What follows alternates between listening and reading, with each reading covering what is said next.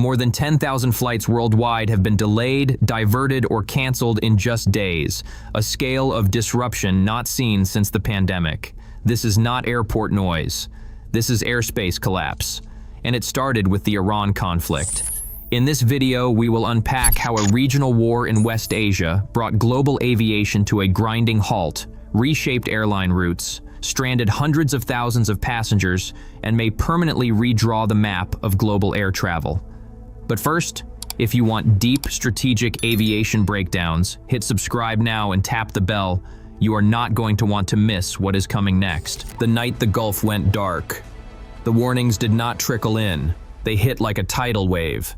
Within hours of the first missiles striking Iranian targets, aviation authorities issued a cascade of NOTAMs that swept across the region.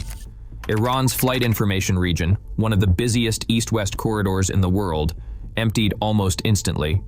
Radar feeds showed the sky over Iran, Iraq, Israel, Qatar, Kuwait, Bahrain, Jordan, and UAE clearing out plane by plane until there was nothing left but a digital void.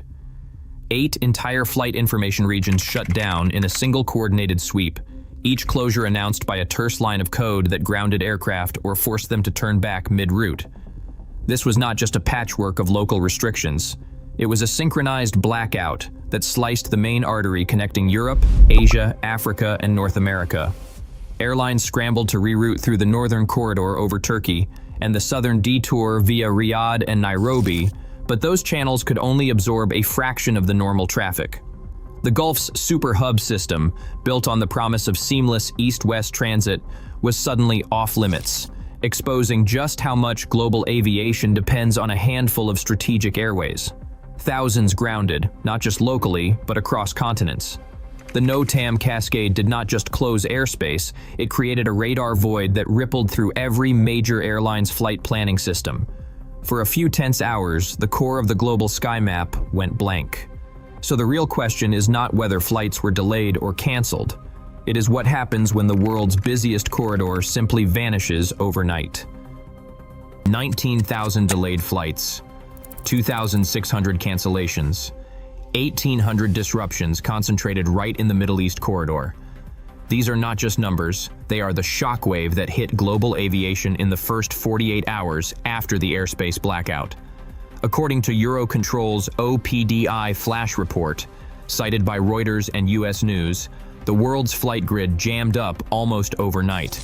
This is not airport noise, this is airspace collapse. Each rerouted long haul added an average of 2 extra hours in the air, based on block time data from Business Insider and Eurocontrol. That is not just a longer flight for passengers, it is a domino effect for airlines. Extra fuel burned, crew rotations thrown off, and maintenance schedules shredded. Istanbul, the main northern detour, spiked to 94% utilization, runways packed, slots rationed, ground crews stretched thin.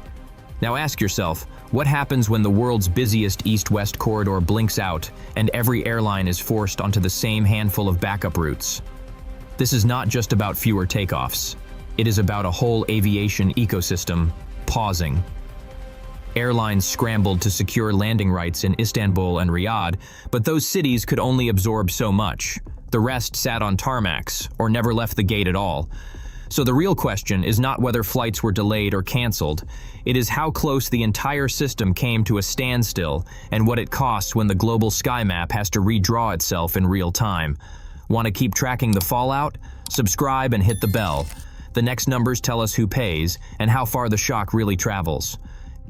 Jets circled above Istanbul and Riyadh, burning fuel by the ton, while the Emirates Network Control Center in Dubai faced a crisis measured in minutes, not hours. War risk insurance premiums jumped by as much as 45% overnight, with underwriters from London to Zurich scrambling to reprice every Gulf-bound policy.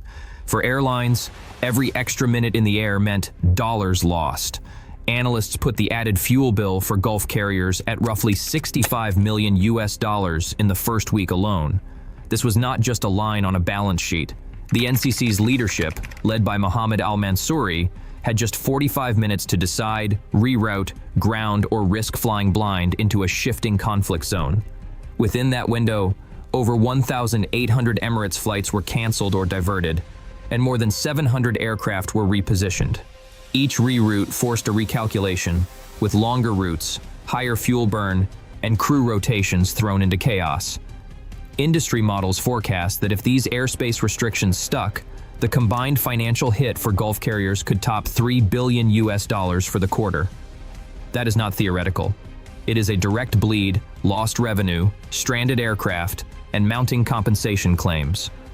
As the NCC issued rapid-fire directives, every delay meant more money burned, every extra mile flown a direct hit to razor-thin margins.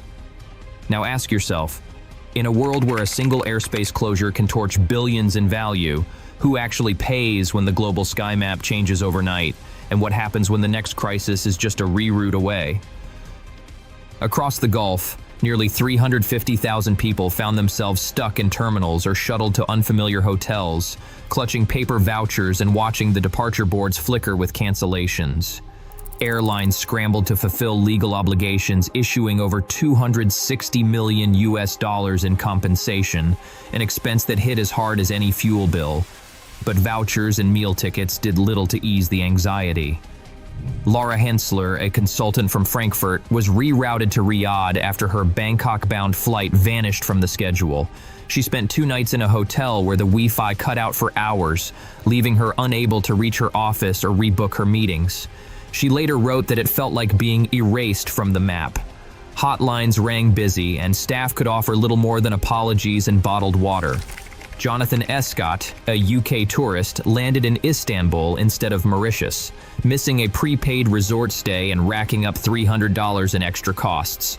On social media, he wrote that no one really knows what's going on, we're stuck in a city we've never visited, and the airline can't give us a clear answer. Multiply those stories by hundreds of thousands. This isn't just a logistical headache, it's a human bottleneck, with lives on hold and stress mounting by the hour. Now ask yourself, what happens when the system built for seamless transit reveals just how fragile it really is? Airlines now face a stark calculation: build in redundancy, or keep gambling on a fragile system. The price tag for a true dual-track routing, 2 fully independent east-west corridors, each with its own air traffic control and diplomatic agreements, lands at about $2.5 billion, according to ICAO estimates. That is not just infrastructure. It means extra surveillance, new slot allocations, and years of negotiation. Hub diversification, shifting long-haul flows to airports like Istanbul, Frankfurt, and Singapore, comes in lower at about $1.8 billion, but risks crowding already saturated runways and driving up per-flight costs. Meanwhile, investing in next-generation flight optimization technology, such as artificial intelligence-based trajectory planning, costs about $900 million, but can cut reroute delays by 20%. Now ask yourself, is it smarter to pay for permanent backup routes, or hope the next crisis does not hit the same weak spot? Airlines are not just spending more, they are hedging more too. Fuel hedge ratios have jumped from 70% to 85%, locking in higher costs to guard against sudden price shocks.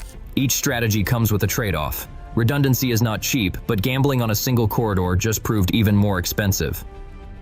Every nation holds absolute legal control over the skies above its borders, enshrined in Article 1 of the Chicago Convention. That power is not just theoretical. When states close their airspace, they wield a tool that can halt trade, block aid, or reroute the arteries of global supply overnight. Even with ICAO's humanitarian carve-out, which lets relief flights apply for exemptions, the core reality remains. Sovereignty over airspace is a lever with real economic teeth. The shock was not just measured in passenger delays. Cargo worth hundreds of millions sat idle. At Hamad International, pharmaceutical shipments valued at $210 million, including critical vaccines, were stranded, delaying immunization programs across Africa. A Belgian biotech firm, BioLux, lost $2.1 million when its time-sensitive antibody cargo missed a clinical trial deadline. German automakers reported a 3% drop in monthly output after just-in-time electronic components failed to arrive. Now ask yourself, what happens when a legal right meant to protect national security becomes the trigger for global supply chain pain? This is not just about overflights. It is about how the rules of sovereignty now shape the flow of medicine, technology, and economic stability worldwide. Airspace is now leverage, not just latitude. As strategic corridors turn volatile, every route is up for negotiation, and every ticket price, every cargo chain is at risk. So ask yourself, are we building true redundancy or just bracing for the next shock? Drop your thoughts below.